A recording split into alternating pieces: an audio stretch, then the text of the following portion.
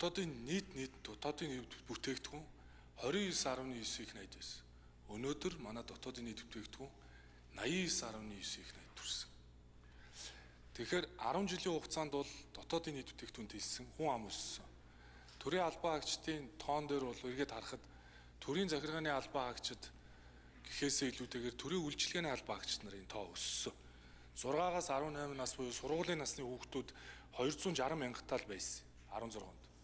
А өнөөдөр 455 мянгат буюу бараг 2 дахин өссөн. Тэгэхээр төрийн үйлчилгээний албан хаагчдын тоо түүнийгээ дагаад өссөн гэсэн.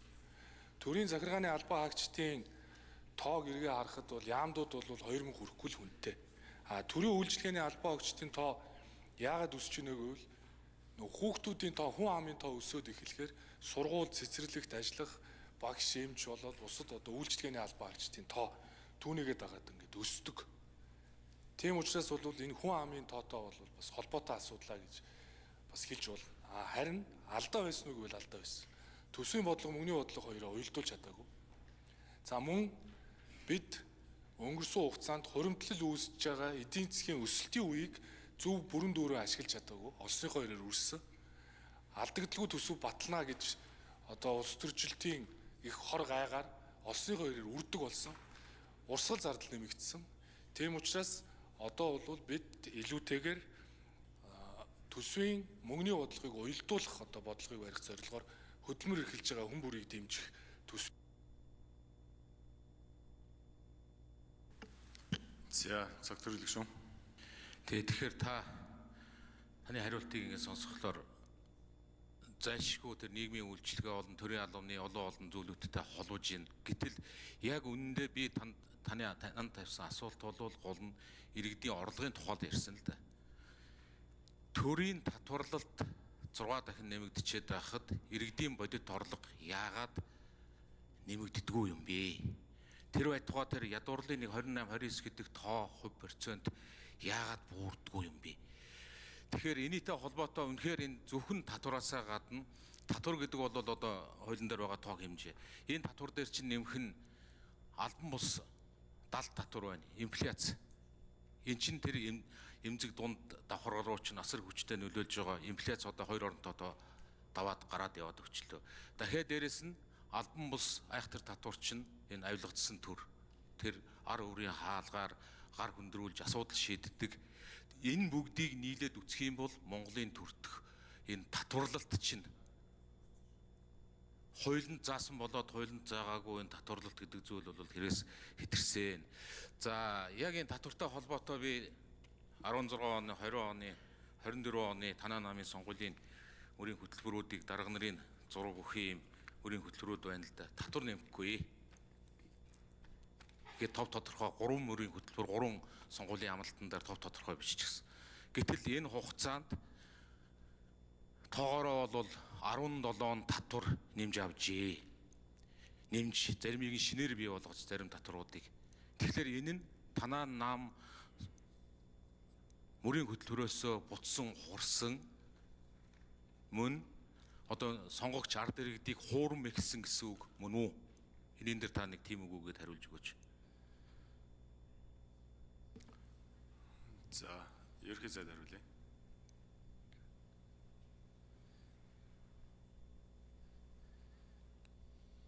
Учир нь ерхий зайд микро. Татварын ерөнхий хуулийн цаасны дагуу нийт 30 төрлийн татвар байна. 27 төрлийн татвар байна. Тэгэхээр өнгөрсөн хугацаанд яг нэмэгдсэн татваруудыг би харж үзлээ. За онцгой албан татвар нэмэгдсэн. Импортын барааны гайлын албан татварын хувь хэмжээ нэмэгдсэн. За үүнд юу боддог гэхээр согтууруулгундаа тамхины онцгой албан татварыг үе шаттайгаар нэмсэн байлээ. За хувийн орлогын албан татварыг анх удаа прогрессив болгосон. Шатлсан татварын тогтолцоороо шилжүүлсэн. За нийслэлтийн албан татварын хувь хэмжээ 1 байсныг 2 болгосон. За мөн онцгой албан татвар дээр согтууруулгундааг 2 жил тутам үе шаттайгаар нэмэгдүүлэх хуулийг батсан учраас нэмэгдээ явж байгаа. Агаарын бохирдлын төлбөр гээд эдгээр татвар төлбөрүүд бол нэмэгдсэн. Бид татварыг нэг зүйлээр одоо тайлбарлах хэрэгтэй. Юу гэхээр татвар бол өөрөө төсөв бүрдүүлдэг гол хэрэгсэл бас биш. Татвар бол нийгмийн баялагийг тэгш хуваарлдаг механизм. Тийм учраас манайх шиг оронд бол шатлсан татврын тогтолцоо руу шилжих ёстойг хамгийн ихний том дэвшлэл хувь хүний орлогын албан татвар байсан. Хувь хүний орлогын албан татвар бол 10 саяас орлого нь давсан тохиолдолд 10-аас 15 сая дээр давсан орлого дээр нь 15% нэмдэг. 15-аас нэмэгдээд эхлэхээр 20% нэмдэг буюу өндөр төлж байгаа, өндөр орлого орж байгаа компани аж ахуй нэгжүүдээс татвар урааж эргээд дундаж давхарга бага орлоготой иргэдийг дэмждэг энэ механизм. Ингэснээр эрүүл мэнд боловсролын салбар төрийн үйлчилгээний хүртээмж нэмэгддэг. Тийм учраас татвараар дамжуулж бид нэр чинээлэг дундаж давхаргыг бий болгох зорилгоор энэ шатлсан татвар руу 22 онд шилжсэн байхгүй. Тэгэхээр өнөөдөр яригадаад байгаа сэдвүүд болохоор энэ хувийн орлогын албан татврыг 1% болгоё гэдэг юм уу? Ийм сэдвүүд бол өөрөө бид чинээлэг дундаж давхаргынхаа эсрэг одоо дэвш. За цагтар хэлсэн. За тэр татвар хураамж нэмэгдсэн хэсэг гэдэг дээр одоо тийм үгүй гэдгийг шаардлагач байхгүй л дээ. Тэр бол ингээд тодорхой жишээ нь энэ дотор чи ярил олон зүйл үйл хөдлөлийн татвар, хотын татвар, тэр автомашин бүхий иргэдийн одоо асар олон том дүн бүхий ингээ 17 татвар хураамжийн тухай бид нэр ярьдаг. За энэтэй холбоотойд ингээ татварууд нэмэгдсэн. Бас бүгдийг бас одоо үгүйсгэж бас болохгүй. Нэг татварыг уг нь бууруулах оролдлого хийсэн, бууруулсан. Хагас жилийн өмнө төсөвдөр Зандан шатар ерөнхий сайдын үед та эдийн засгийн хөгжлийн сайд байхад санагдаж байна. Нөөтийг бас тодорхой шатлал бүхий нөөтийн чөлөөлөлт хугацаа олголтыг нэмэгдүүлэх гэдэг ганц гайгүй иргэдэд ээлтэй нэг хуулийг өнгөрсөн хагас жилийн өмнө батлагдсан. Одоо эннээсээ та эдийн засгийн хөгжлийн сайд байх үеийн энэ татврын одоо хөнгөлөлт чөлөөлтөөсөө одоо ерөнхий сайд болоод буцаж байна л да. Яг энэ татвар чинь өөрөө бас яг та нарын яриад байдаг тэр баг дунд орлоготой иргэд рүүгээ чиглэсэн олон өөрчлөлт чинь уг нь энэ татварт байсан. Одоо бидний ярьж байгаа та бүдгийн өргөн барьж байгаа татвар чинь далд эдийн засгийг дэмжсэн, татврын суурийг нэмэгдүүлэхэд чиглээгүй, татврын тэгш шударга өрсөлдөөнтэй байх зарчмыг энэ системийнхаа эсрэг за тэр тусмаа хөдөлмөрлөдөг, бүтээдэг, орлого олдог, илүү их хөдөлмөрлснөөс нь илүү их татварлана гэдэг харин энэ бидний тогтож ирсэн энэ зах зээлийн эдийн засгийн үнэт зүйл рүүгээ халтсан ийм татврын өөрчлөлтийг та бүхэн өргөн барьж байгаа. Ганц гайгүй байж болох татврын өөрчлөлтөөсөө буцаад одоо яг тэрнийхэн эсрэг бүр суур системүүдийн эсрэг далд эдийн засгийг яаж дэмжих тэр тэгш шударга өрсөлдөөнийг татврын суур өргөх чиглэсэн биш яг энэ бүгдийн эсрэг ийм одоо үнэхээр бодлогын асар том. Учир нь ерөнхий сайд хариулъя. Засгийн газраас өргөн мэдүүлсэн татврын хуулийн нэмэлт өөрчлөлт бол хөдөлмөрлж байгаа хэн бүрийг дэмжих бодлого. Хувь хүний орлогын албан татврын 1%-ийг 1% болгоё гэдэг яг хэнийг дэмжсэн бодлого юм бэ? Яг хэнийг дэмжсэн? 10 сая төгрөгийн орлоготой компани аж ахуй нэгж иргэнээс 1%. Иргэнээс 1 сая төгрөгийн цалинтай иргэнээс дахиад 1%. Одооний хэрэгжиж байгаа 22 оны хууль бол 10 саяас дээш бол давсан орлогоос 15%. Давсан орлогоос шүү дээ. 15 саяас дээш гарч бол давсан орлогоос 20%. Илүү орлого олж ивэл илүү төл гэдэг зарчим. Илүү орлого олж ивэл илүү төл. Тэгж байж чинээлэг дундаж давхрыг бий болгоод. Нөөтийн буцаалтыг нэмэгдүүлэх нь хэнд ашигтай. Өнөөдөр ингээ иргэн хүнсний бараа бүтээгдэхүүн авна. 20,000 төгрөг авдаг байсан бол 40,000 төгрөг, 10,000 төгрөг байсан бол 20,000 төгрөг авдаг бол. Гэтэл 300 сая төгрөгийн машин авж байгаа хүн хэдэн төгрөг авах вэ? Нөөтийг 2% нэмэгдүүлжүүл хэн хожоод байгаа юм. Тэгэхээр энэ бол хэрэглээг дэмжсэн бодлого байхгүй. Хөдөлмөрлж байгаа хүнийг дэмжнэ гэдэг бол хувь хүний орлогын албан татварыг хөдөлмөрийн хөлсний доод хэмжээнээс тэглэнэ буюу 792 мянган төгрөг дээрээс нь тэгэлжүүл тэр хүн 79,200 төгрөгийг өөртөө үлдэн гэсэн үг. 3 саяын цалинтай хүн 2 сая 200-аас хувийн орлогын албан татвар төлнө. Гэтэл бүгдийг нэг болгоно гэхээр наа чи 10 сая орлоготой хүнээс хүртэл нэг л хувь аавна гэж үгс. 100 мянган төгрөг авах нь.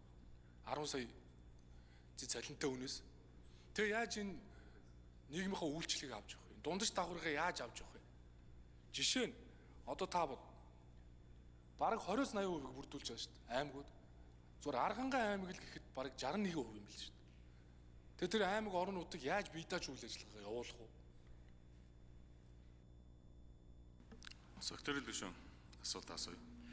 Харин тийм таны ярьж байгаа чинь яаж энэ хөдөлмөрлөж байгаа, яаж илүү одоо ухаан бодлоо уралдуулж хөдөлмөрөө зарцуулж орлого олсныг нь хэрхэн яаж тайрч тэгшдэхгүй гэдэг яг одоо сонгодог зүүнний социалист бодлого зүүнийг жижиг хэлэхэд одоо багдам өсөн нэмэгдэгч янз бүрээр хэлдэг.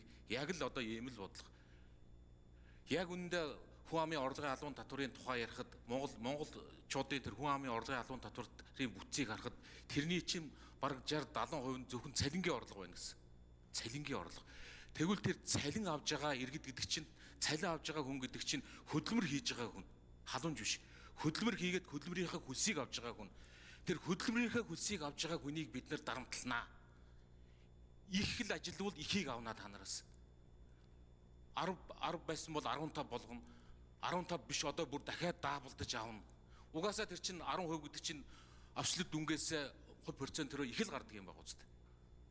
Тэгэхээр эн чинь одоо үнэхээр бас энэ улс орныг одоо хойшин чангай энэ улс орныг тэр чөлөөт эдийн засаг та өөрөө бас тэр та дуурайд байдгийг. Эннээсээ яг одоо үндсэндээ ухарсан бутсан ийм л бодлогыг л та ярьж байна. Жинхнээсээ наад хүн амын орлогын татвар энэ цалин гэдэг чинь хөдөлмөрийн орлого. Хөдөлмөр гэдэг чинь хөдөлмөрлөж байгаа хүн гэдэг чинь жинхэнэ та бидний яриад байдаг тэр дундаж давхрах чинь энэний цаанал баг. Дундаж давхрах. Одоо дундаж давхрахын эсрэг бодлого л та бүхэн ингэж сурталчилж байна. За тэгээд түүх ярихад арчилсан намын хувьд 4.10-ын татвар гэж ямарваа нэг нь өсөн нэмэгдэх олон зүйлгүйгээр яг тодорхой бүгдээрээ 10% төлдөг. Хүн амын орлогын албан татвар, нөөтийн татвар, нийгмийн даатгалын шимтгэл энэ бүгдийг чинь ингээд тодорхой ойлгомжтой энэ чинь өөрөө эдийн засгийн өсөлтийг чинь дэмждэг гэдгийг хүн төрөлхтний эдийн засгийн энэ ондол номынх чинь түүх нь батлаад өгч гсэн зүйл шүү дээ. Илүү хөдөлмөрлснийг нь илүү тайрчнаа. Энэ Учир нь ерөнхий сайд хариулъя. Цогод даргын ярьж байгаа бол та яг ярьж байгаагаа эсрэг яриад байна л да. Нөөтийн буцаалтыг нэмэгдүүлэх гэдвэл хэрэглэг дэмжиж байгаа байхгүй юу? Би хөдөлмөр эрхлэлтийг дэмжигээд 700 мянган төгрөгийн худалдаа авалтаас 37 мянган төгрөгийг буцааж олгоод тэнд ашигтай байгаа. Харин авж байгаа цалингийн 792 мянган чинь тэглүүл хөдөлмөрлж байгаа хүний дэмжих бодлого байхгүй. Нөөтийн суудган төлөгчийн босго 50 сая байгаа тэрийг 400 сая болгоё гэдэг чинь юу юм бэ гэхээр тэнд 23 мянган суудган төлөгчийг босгож ирэх гэдэг байгаа байхгүй. Аж ахуйн нэгжийн орлогын албан татвар жилд 1.5 тэрбумоос доош байвал 1% төлдөг байсан. Энийг 2.5 тэрбум болгочвол 180 мянган танаа одоо компани шиг том үндэсний компаниуд олон төрөөсөө гэж би энэ татварыг оруулж ирсэн байхгүй. Хөдөлмөрлж байгаа, баялаг үтээж байгаа. Дээрэс нь 0-6 тэрбум төгрөг 6-аас 10, 10-аас 15 гээд шатсан босгуудыг нэмэгдүүлж байгаа. Юу гэхээр өмнө нь бол 10%, 25% гэж байдаг байсан. Одоо 6-аас 10 тэрбум төгрөгийн орлоготой компани дээр 15%-ийн татвар болгож 25%-ын дунд шатлал бий болгосноор дахиад 300 компани штэ уул уурхаан биш 6-аас 10 тэрбум. Та бол одоо том компани байгуулсан хүн. Та бол сайн мэдж байгаа. Би танах шиг олон компанид өрөөсөө гэж бодож. Та магадгүй одоо захирлуудаа өндөр цалин өгдөг байсан баг. Тэр хүмүүс илүү олвол илүү төлөөсөө л гэж байгаа. 10 сая төгрөгийн цалин авж байгаа хүн 12 сая төгрөгийн цалин авж байгаа хүн 10 саяас 10%, 2 сая дээрээс 15% төлөх чинь нийгмийн баялагын тэгш хуваарлт байхгүй. Тэгэхээр хэрэглээг дэмжигээд байгаа чинь чинэлэг дундаж давхаргыг устгахыг гэсэн бодлого байхгүй. Хөдөлмөрлж байгаа хэн бүрийг дэмжих нь энэ татварын хуулийн зорилго. Тэрээс биш нөөтийн буцаалтаа нэмэгдүүлье гэд хэрэглээг дэмжиж явбал нөгөө 300 сая машин авч байгаа хүмүүс чинь л нөөтөөрөө өндөр төлбөр авах байх. Тэрээс энгийн иргэн хүнсний Зөвхөн гүшүүн. за та харин яг жинхнээсээ одоо нэг тархиугаас шал одоо худлаа гэдэг юм уу зүйл ярьж байна л да. Бидний ярьж байгаа тэр нөөтийн буцаалт гэдэг чинь 10%-ийн нөөтөөс 2%-ийг буцаачлаа. Ерөөсөө Монгол улсын нөөтийн татвар 8% л гэсэн үг. 10%-аас 5%-ыг буцаачаар Монгол улсын нөөтийн татвар 5% болж байгаа л хэрэг. Татвар тэр чигээр л 5% бол буурж ийн л гэсэн үг. Гэтэл та тэр 10% авчаад 2%-ийг нь 3% болгочоор нөөтийн буцаалтыг хэрэглээг дэмжиж байна. Тэгвэл Монгол улс ерөөсөө 5% нөөтийн татвартай болчихъя л да. Тэгвэл энэ Монголын хэрэглээг дэмжиж байна гэсэн үг үү? Үгүй шүү дээ. Энэ татврын ачаалал буурч байна. Төр жижигсэх боломж гарч байна. Бидний ярьдаг хэлдэг зүйл чинь энэ л үстэй. татврын буцаалт гэдэг чинь буцаалтын тухай яриа биш. 10-аас 2-ыг хасаад 8% татвартал нөөтийн татварталд орно шүү дээ бид нар. Гэтэл та энийг 2%-ийг 3 болгочхоор 3 болгочвол манайх 7% нөөтийн татварталд орно шүү дээ. Энэ чинь харин сайн үзүүлэлт биш үү? Та яахлаараа энийг 3-ыг нь зөвхөн тэр 3-д нь ачаал өгдөл өгöd байгаа. Бид нар чинь яг үүндээ 10 биш 8% нөөтийн татварталд орно шүү дээ. 5-ыг буцаачвал 5% нөөтийн татварталд орно болно л доо тэгвэл. Аль эсвэл 10-ыг аваад 5-ыг буцаахын ч хэрэггүй. Ер нь 5% нөөтийн татвартал болчихно. Гэтэл энийг одоо та өөр талаас нь тайлбарлаж ингэж утгахгүй л дээ надад чинь.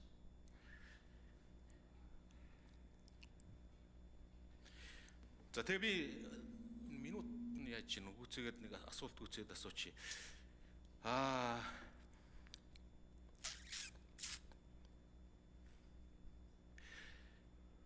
За яг одоо бидний сая одоо ярианууд ингэж явсаар байгаад нэг юм татврын тухай яриа болоод байна. Яг энэ татврын нөгөө талд чинь энэ татварлаж авсан татврын нөгөө талд чинь төрийн зардал энэний цаана л оршоод байгаа. Төрийн зардал энэний цаана. Гэтэл өнгөрсөн хугацаанд зөвхөн төрийн зардлаас гадна энэний Ерөнхий сайд хариулъя. Нөөтийн буцаалт бол хэрэглээг дэмжсэн буцаа олголт байхгүй да. Чинээлгийг илүү хожно. Тийм л бодлого шүү дээ. Гэхдээ нэг Lexus авахд 2 дахин буцааж нөөтийн буцаат олголоо гэж 9 багшийн 9 эмчийн цалингаал алдсан шүү дээ. Харин хүн хөдөлмөрлж байна. 3 саяын цалин авч байна. 792 мянгыг тэгэлжүүл 79200 үлдээ тийм үү дээ. Гэтэл 700 мянгаас нөөтийн буцаат нэмэгдүүлэх 37 мянган төгрөг үлдээд байна шүү дээ. Ийм л бодлого байхгүй. Тэгэхээр хувь хүний орлогын албан татвар буюу татврын бодлого гэдэг чинь өөрөө нийгмийн баялагын тэгш хуваарлт. Илүү орлого олсон нь илүү татвараа төлдөг. Түүгээр нь дамжуулж нийгмийн энэ хүртээмжийг нэмэгдүүлдэг. Үйлчлэгээний хүртээмжийг нэмэгдүүлдэг бодлого учраас хувь хүний орлогын албан татврын 20-80%-ийг аймаг орон нутаг төвлөрүүлж түүгээрээ энэ хот нийтийн аж ахуйгаа удирдах, үйлчлэгээгээ явуулж, багш эмчийн цалингаа тавьж сургууль цэцэрлэгээ засварлалт шүү дээ. Гэтэл хувь хүний орлогын албан татврыг нэг болгоё гэд ингээ бүхэлд нь ингэхээр зүгээр л өндөр цалинтай хүмүүс л хожно. Тэгээ энэ чинээлэг дундаж давхар гэж хэн авч явах вэ? Монгол улс бол цаашаа шатлсан татврын тогтолцоороо явнаа. Хөдөлмөрийг дэмжинэ.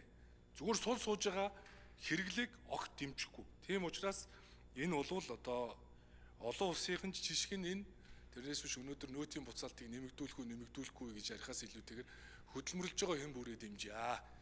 Би нэг 180 мянган аж ахуйныг яриад байна шүү дээ. 1.5 тэрбум төгрөгийн жилийн борлуулалтын орлого 2.5 болгол 180 мянга. Нөөтийн буцаалт дээр суудхан төлөгч 400 сая бол 23 мянган компани багхгүй юу? 6-аас 10 тэрбум төгрөгийн борлуулалтын орлоготой уул уурхайн бус компаниудыг дэмжүүл 300 компани. Энэ олон ажлын байр бий болгоно шүү дээ. Ийм л зорилго.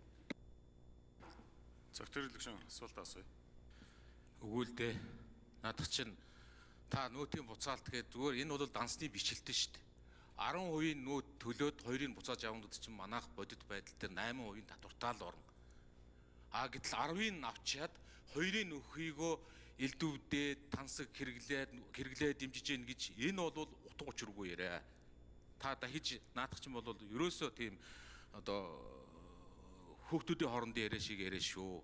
10-аас 5-ыг хасвал 5% татвартаа л орно л болно. Аль эсвэл хасчиж буцаажч хэрэггүй бид нэр нөөтийг 5% нөөтөд орно гэж зарлаж болно. Наадах чинь бол энгийн үнэ шүү.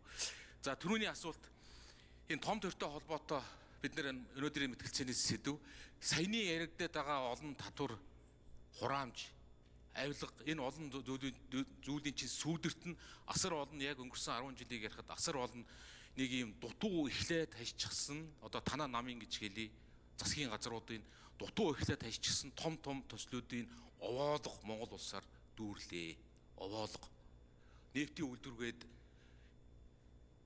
түүхэд нь хаана байгаа мэдэхгүй шугам хоолоо хэдий их найдаар нь татаа хашчихсан яаж ажиллах гэж байгаа юм бүүмэд нэг том овоолго тэнд урагшаа хил рүү татсан төмөр зам гээд мухар одоо хүртэл ачтгүй мэдэхгүй ачсан ачаагүйгээс баг илүү зардалтай ийм нэг төмөр зам одоо сая тэр туулын хурдны зам гээд километр нь хэдэн 10 дахин ч өндөр өртөгтэй юм бүүмэд урьдчилгаа хэдэн зуун тэрбумаар нь төлөө аячихсан Монгол орон даяар яг саяны татврын нөгөө талд асар том төслүүдийн зүгээр л дуусшгүй том овоолго.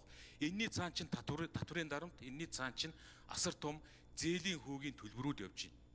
Одоо яг 26 оны төсөвдөр байсан уу? Зээлийн хүү болоод зээлийн төлбөрт нийлээд 3.9 их найдыг Монгол улс төсөв. За, учрал ерөнхий сайд. За энэ том төрөөс ухаалаг төрлөө шилжилтийг бид бодиттой хийн.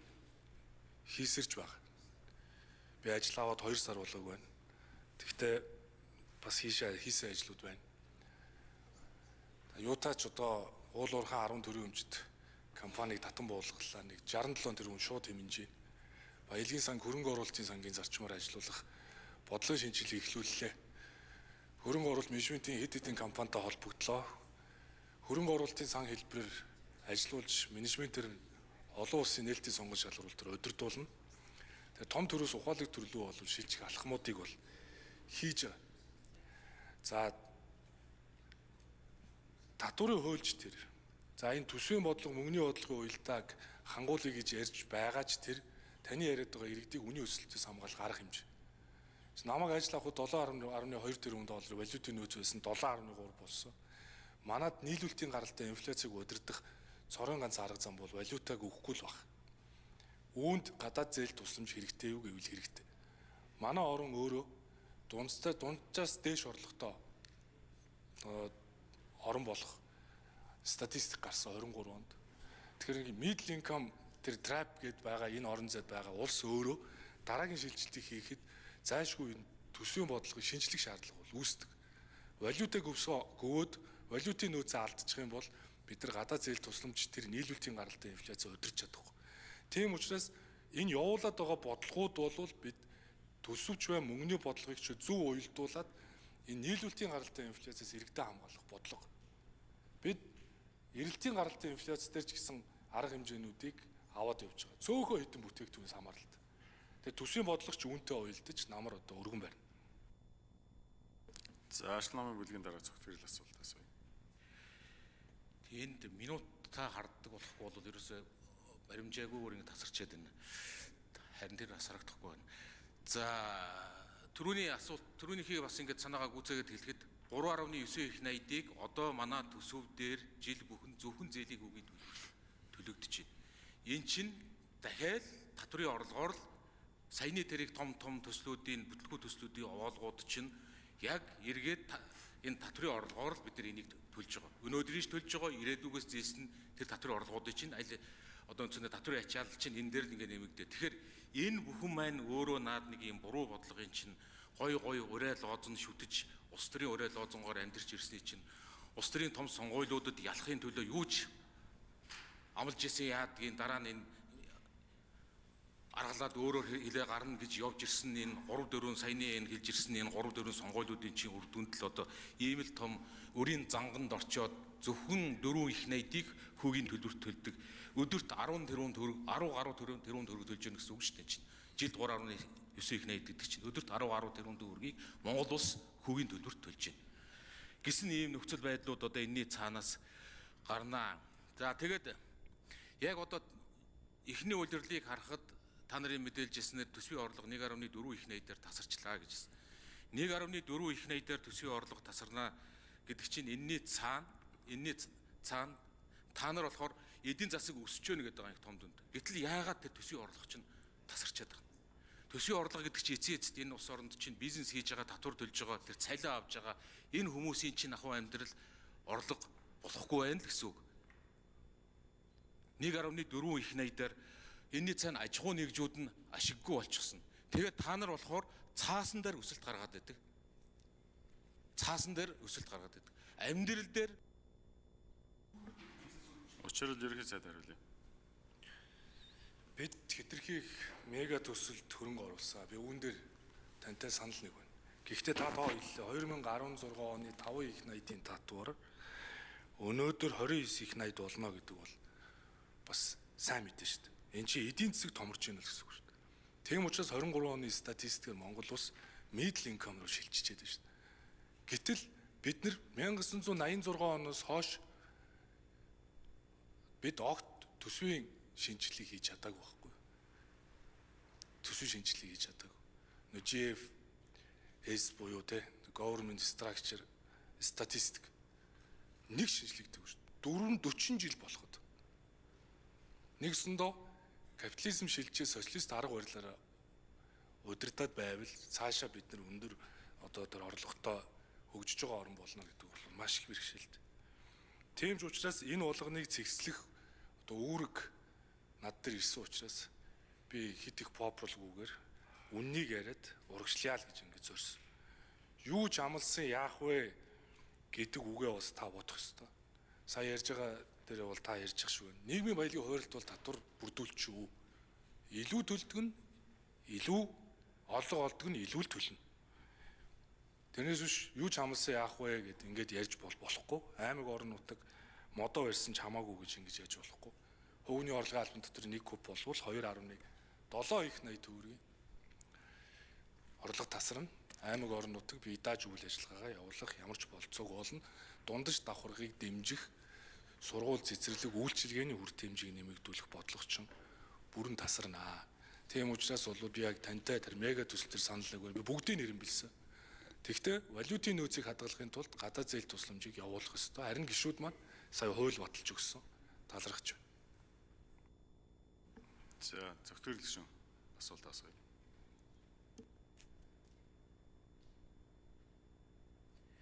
За. Дахиад саяны том татварыг, том төрийн тухай ярихад энэний цаана яалтчгүй бид нэр төрийн өмчийн тухай, төрийн өмчт компаниудын тухай зайлшгүй ярьж таарна. Өнөөдөр төрийн болоод орон нутгийн өмчт оролцоотой болоод нийлээ 400-аад аж ахуй нэгжүүд байгаа гэж байна. Тэгээ энийг бид нэр засгийн газар бүхэн гарч ирээд, ерөнхий сайд бүхэн гарч ирээд за олон нийтийн болгоноо, нээлттэй болгоноо, ховчлнаа, цөөлнөө гэж бүгдээрээ ярьдаг. Энийг зөв буруугийн тухайд бүгдээрээ мэдж байгаа. За бүгдээрээ ярьдаг. Би таныг ч бас энийг олон удаа ярьжсэнийг санаж байна. Гэтэл өнөөдөр их хурлаар хилцэж байгаа жилийн хөгжлийн төлөвлөгөөн дээр төрийн өмчт компанийг ингэж цөөлнө, ингэж нээлттэй болгоно, ингэж ховшлох гэж байгаа гэсэн үг үйлдвэр 27 оны төлөвлөгөөн дээрс би л олж харсангүй. Аль эсвэл байгааг би олсонгүй юу? Энэн дээр тайлбар өгөөч. Аль эсвэл та нар бас нэг ээлжид одоо нөгөө чихэр шилний цаанаас чихэр долоолгоно гэдэг үлээ тэрийг хийсэн гэсэн үг үү? Аль эсвэл энэ бодлогоосоо буцаж байгаа гэсэн үг үү? Энд дээр тайлбар өгөөч. Ерхий зайд уучрал хариулъя. Төрийн өмчт компани бүтээн засаглал ил дод байдлыг сайжруулах хуулийг би ахалж боловсруулж их хурл дүргэн мэдүүлсэн жил болж байна. Энэ хуулийг баталчих хэрэгтэй байна. Төрөөс засгийн газраас төрийн өмчт компаниг хэрхэн нэгтгэх өөрчлөлт зохион байгуулах хувь хувьцааг нь нээлттэй арилж болохыг их хурл өмчийн эзэн учраас шийднэ. Тийм учраас хууль батлагдаагүй нэгт. Хоёрт бол бодиттой алхам хийж байгаа. Манай төрийн өмчийн компани одоо 100 буюу 20 дээр буурсан юм бил. Өмнөх жилүүдэд харьцуулах. Энэ тоог улам бууруулах ёстой. Бууруулахын тулд бид нар цаашдаа яаж зүй явах вэ гэхээр нэг компани дээр олон улсын үнэлгээ аудит хийх гэхээр бид маш их цаг хугацаа алддаг. Тэгэхээр олон улсын жишгийг харахад сая Узбек бол бирж дээр хөрөнгө оруулалтын сангаа гаргаж ах шиг байна. Яагаад вэ гэхээр ашигтай ажиллаж байгаа компаниудынхаа тодорхой шеэрүүдийг нэгтгэж хөрөнгө оруулалтын сан болгоод үнэлгээ хийх, аудит хийх, андеррайтер авах, бирж дээр гаргах бүх процессыг олон улсын менежмент төгсөж байгаа. Тийм учраас энэ замыг сонгосон. Би танд хэлэхэд Эрдэнэс Монгол нэгдлээс 10 компанийг буулгаад би зөвхөн ашигтай ажиллаж байгаа 2 стратегийн компани хөрөнгө оруулалтын гэрээтэй 4 байна уу компанийг үлдээсэн. Бусдын татан болгосон.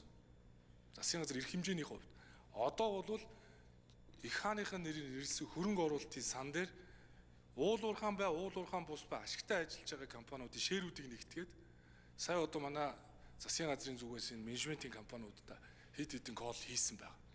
Одоо хөрөнгө оруулалтын санг яг Узбектэй адилхан бид нар олон улсын менежментэд өгнө. Ингээд бирж дээр гарах ажлыг тэд зохион байгуулна. Тэрнээс биш нэг компани дээр үнэлгээ аудит хийх юм бол маш их цаг хугацаа алдна. Энэ бол хамгийн зөв зам. Тэгэхээр хийсэн ажлаараа харуулнаа л гэдэг хэлье. Цогтөрөл гишүүн асуулт асууя. За одоо тэгээд ээлжид одоо хурам эхлэлт ухралтаал хийж байна. Ховчлнаа олон нийтийн холгон нээлттэй болгоно 1072-ыг тэгнэ нэг төрийн өмчт компани тэгнэ гэж маш гоё зүйлүүдийг ярьж ирсэн. Одоо тэгсэн чинь нэг илт тод байдал бүтээмжийн хууль хүлээж байгаа. Тэгээд тэрний дараа гоё одоо засаглал сайжруулна. Эцээст энэ төрийн өмчт компанид гिचнээ мундаг менежер очоод тэр бүтээмжийг чинь сайжруулахгүй. Тэр илт тод байдал нь сайжрахгүй. Наадах чинь зүгээр л одоо тэрийг хасч танаад тэр зөв зохистой менежмент хийдэг тэр секторт нь шилжүүлдэг чинь энэ хүн төрөлхтний явж ирсэн хөгжлийн зам л ба шүү дээ. Энийг энэ чигээр нь байлгана. Энэ чигээр нь байлгачаад харин нэг гой сайн хүн олж тавьжгаад энэ сайн хүн нэг гой бүтээмжтэй ажиллаад тэр нь гэж хэлдэг чинь эн чинь зүгээр л одоо ээлжид тарих хугаалт, ээлжид ухралт шүү дээ. Яг ийм л замаар өмнөх ерөнхий сайдууд бүгд л явж ирсэн. Болохоосоо өмнө яг ингэж ярьдаг. Болсон хойноо ингэж шалтгаан хэлдэг. Эцсийн дүндээ яг төрийн өмчийн оролцоо нь одоо явсаар байгаад эдийн засагт төсөв төрийн өмчт компани тусгай зөвшөөрлүүд нь нийлээд одоо 80-90% руугаа явчихсан. Яг энэ 10 жилийн өнгөрсөн 10 жилийн уран бүтээлчин яг л энд ийм байдалтай наад татврын чинь нөхцөл байдал, ард иргэдийн чинь аж ахуй нэгжүүдийн чинь тэр татвараа төлж чадахгүй болж байгаа нөхцөл байдал чинь яг л ийм л үр дүнд л хүргэн шүү дээ. Тэгсэн чинь та одоо бүтээмжил тод байдлыг сайжруулад байгаа ямиг байгаагаар нь сайхан сайжруулчихна гэд зогсож байгаа одоо ээлжид их том ухралт хийж байгаа юм байна гэдэг хэлээ. За ерхий сайд хариулъя. Тэгээ та ухралт гэж ярих хэрэггүй баг. Эрдэнэс Монгол компани 10 компаниг татан буулгах шийдвэрийг засгийн газар гаргацсан. Эрдэнэс Монгол гэдэг компани одоо байхгүй. Бүртгэлийг явуулах гэж байна одоо. Тэр компани Чингис хаан үндэсний баялагын сан гэдэг менежментийн компанитайгаа нэгдээд одоо 3 чиглэлээр ажиллана. Хөрөнгө удирдлага. Ийм Монгол дээр байгаа хөрөнгөлийн санг нэмэгдүүл. Хуультай шүү дээ баялагын санг. 3-т үйлдвэр технологийн парк буюу төслүүдийн санхүүжилтийг олгож хөрөнгөлийн санг нэмэгдүүлэх. Зөвхөн энэ зорилгын дагуу хуулийн дагуу ажиллана. Бид нар хуультай орон улсаа хуулиар жолооддог тэр төрийн өмчт компани бүтээн засал ил тод байдлыг сайжруулж тэр хуулийг батлах нь их хурлын бүр ирэх. Тодорхой юм яриад 261 орондоо зөвлөсөн. Болцсон ажил. Хуураад байгаа юм ерөөсөө байхгүй. Харин үеийн ерөнхий сайд нар ингэж шууд буулгаад зохих арга хэмжээ авч байгаагүй баг. Би танд хэлж шít. Тэр Франклин Темплтон гэдэг хүнээр би энэ сангаа удирдуулнаа. Яг түүн шиг олон компаниуд удирдуулна. Эрдэнэс 5 толгой дээр олон улсын аудит оруулна. 1072 хувьцааны 62 тэрбум төгрөг буюу хувьцааг нь өвлүүлсэн. Одоо ингээ бүртгэл хийгдэж байна. 28%-ийг иргэд эзэмшиж байгаа. 933 төгрөгийн хувьцааны үнэлгээг багада 3000 хүргэнэ. Би чинь бодит ажил. Сая харин 10 төрийн өмчт компаниг буулгах надад бол амар байгаа. Хүний өөрийн намын олон хүмүүс над руу ярьлаа. Танаа бүтээмжийн менежер ч над руу ирсэн. Тэр компани дээр бүтээмжийн менежерүүд байсан. Тэд нар маань хүний өөрийн намгүй над руу ярьж байгаа. Гэхдээ түүнд бол би ямар ч нэгэн ухралт ницаад авах юм байхгүй. Хүн яриул ус өгчихгүй мэл. Компани нэг тухайлан яриад зарчим ярьж байгаа хүн зарчмаасаа ухраад заримд нь өөрөөр үйлчилж эхлүүл явахгүй мэл. Тийм учраас зоригтой шийдэмгий энэ ажлуудаа эхлүүлсэн, үргэлжлүүлэн дуусгана. За цогтөрөл гишүүн. 10 аж ахуй нэгжийг татан буулгалаа гэж байна. Би бас нэг ээлжилт нэг юм хурам эхэлт шиг л үг сонсогдож байна. Татан буулгалаа гэдэг нь яадаг юм? Тэр чинь хорвоогоос алга болчих юм уу? Хэлбэрээ өөрчилнө. Хэлбэрээ өөрчилнө гэдэг чинь та 10-ыг нэгтгээд өөр нэр өгөөд өөр том аж ахуй нэгжийн хаяанд нийлүүлчих юм байна. Энийг энэ 10-ыг татан буулгаад 11 дэх дээр аваачаад нийлүүлчих юм байна. Энэ төрийн өмчийг хэвээрээ шүү дээ. Юу өөрчлөгдөв? Юу ч өөрчлөгдөхгүй шүү дээ. Зүгээр л хурам эхлэлтэй шүү дээ. А энэ 10-ыг би хувьчлалаа. Энэ 10-ыг нээлттэй болголоо. Энэ 10-ыг биер дээр гаргалаа. Гэвэл эн чинь жинкнээсээ бодлого. 10-ыг татан буулгалаа гэдэг чинь зүгээр 11-ийн бөөрөнд нийлүүлчихэд энийг тэг яг үдэ зүгээр нөгөө нэр хаяг нэрийн хуудас солигдож байгаа шүү дээ. Тэр аж ахуй нэгж. Өөр эн чинь юм алгагүй шүү дээ. Бодлогын өөрчлөлт биш шүү дээ. За тэгэхээр наа чинь бол тийм одоо зүгээр л бас та нарын ярьдаг нэг ээлжтэл одоо зүгээр За учрал ерөнхий сайд хариулъя.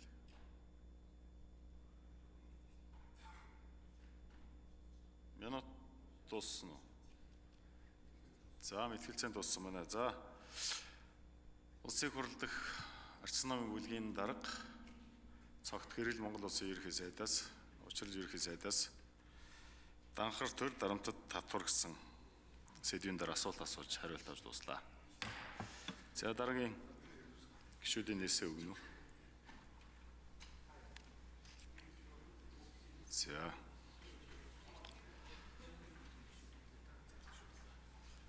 За цөөнхийн бүлгийн гишүүдээс асуулт асуунаа Монгол улсын ерөнхий сайдаас. Нийт 9 гишүүн нэр өгсөн байна. За гамтын очрот. За учрал ерөнхий сайдд төрийн эрх бариад 10 жил болж байна. 10 жил яван баярын минь дүргий. 2016 оноос хойш танаа нам тасралтгүй 10 жил төрийн эрх барьлаа. Монгол улсын төсөв 5 дахин данхаасан. Иргэдийн маань орлого 5 дахин өсөж чадсангүй. Татвар чинь 3-аас 4 дахин нэмэгдсэн. Өнөөдөр иргэдийн олж байгаа орлого 3-аас 4 дахин нэмэгдэж чадаагүй. Мэдээж тань тоонууд ч байгаа бах, тийм ээ. 17 төрлийн татвар 2 дахин 4 дахин 50%, 233%, 30% ингээд 17 төрлийн татвар нэмэгдсэн байгаа. Та энийг олоо харж байгаа. Цаг бага болохоор өргөн хэрэглээний бараа бүтээгдэхүүн 2016 оныхоос бас 3 дахин өссөн. Өнөөдөр иргэд маань цалин авж байгаа гэсэн авж байгаа цалин амьдралдаа хүрэхгүй байна. Тэгэхээр 10 жил танаа нам эрх барьсан. Танаа намын мөрийн хөтөлбөрөөс тодорхой 3 хаан жишээ татъя бий. Өрхийн бичил бизнесийг дэмжиж хүүгүй барьцаагүй санхүүгийн дэмжлэг үзүүлэх бодлогыг хэрэгжүүлнэ гэсэн. Зээлийн үг бууруул сарын 1% сэтгүүлэхгүй болгоно гэсэн. Иргэдийн орлогыг нэмэгдүүлж ядуурлыг 2 дахин бууруулна гэсэн. Бүсэлсэн хөгжлийг дэмжиж аж ахуйн нэгж орлогын албан тушаалыг 5% болгох хэрэгцээ орчныг бүрдүүлнэ гэсэн. Ингээд танаа намаас сүүлийн 10 жил Монгол улсын ард түмний тархийг угааж эрх мэдэл, төрийн эрх мэдлийг барих пропаганда явуулж өнөөдрийн эрх мэдэл төрсөн. Бодит байдал үнэн нүрд үргчин ингээд илчлэгдэж байгаа. Энэ удаа бол Ардсан намынхан 42 гишүүнтэй болж орж ирээд энэ мэтгэлцээний хилцүүлгийн цагийг хүртэл гаргаж ирээд яг ерөнхий сайдтайгаа хоёр талаасаа нүрэ харилцаад ярьж байна. Тэгэхээр төр 2016 онд 110 гаруй мянган төрийн албаа агчдаас өнөөдөр 220 мянга. 220 мянган хүний чинь 21 мянган дарга болцсон байна. 21 мянган дарга гэсэн албан тушаалтангууд гарсан. Тэгэхээр энийгээ та яаж зэгцлэх гэж байна? Төр мөнгө нь 5 дахин нэмэгдсэн. Энэ мөнгнөөсөө яаж салах гэж байна? Тэр хамгийн том ажил олгогч болсон, хамгийн их мөнгөтэй болсон, хамгийн их эрх мэдэлтэй болсон. Энээсээ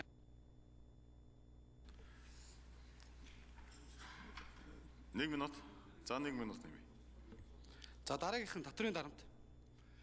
Ардсан намынхаа орж ирээд хүн хувийн орлогын албан татвар 1% болгоё. Танахаас суулийн төсөл өргөн барьсан хамтраад энийгээ дундын хөлбөр гаргаад зөв зохистой арга хэмжээнд оруулах явсан. Одоо дэмжлэг авахгүй байна.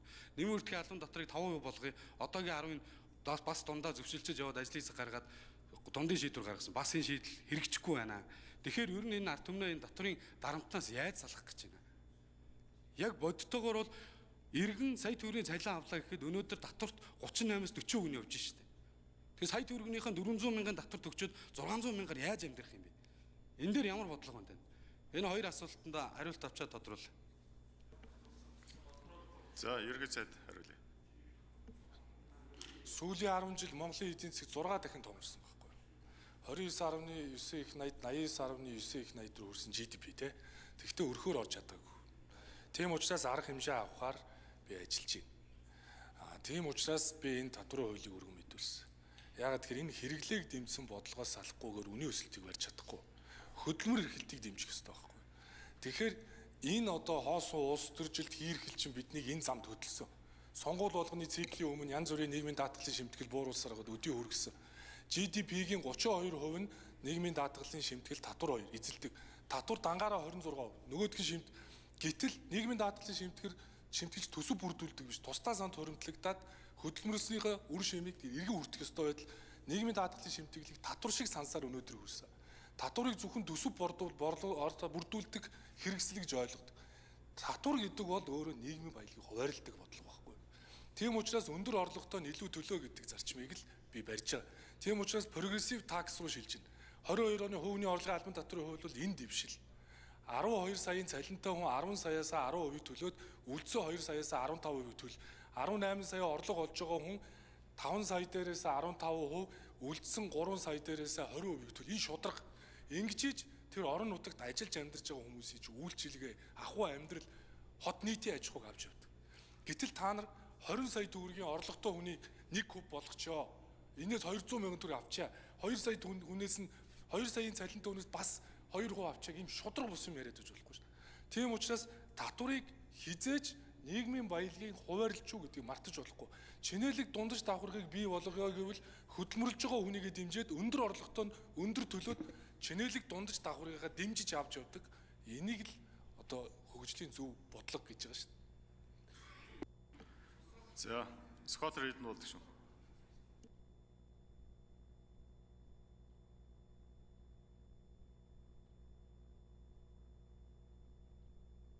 Ерөнхийдөө энэ татварын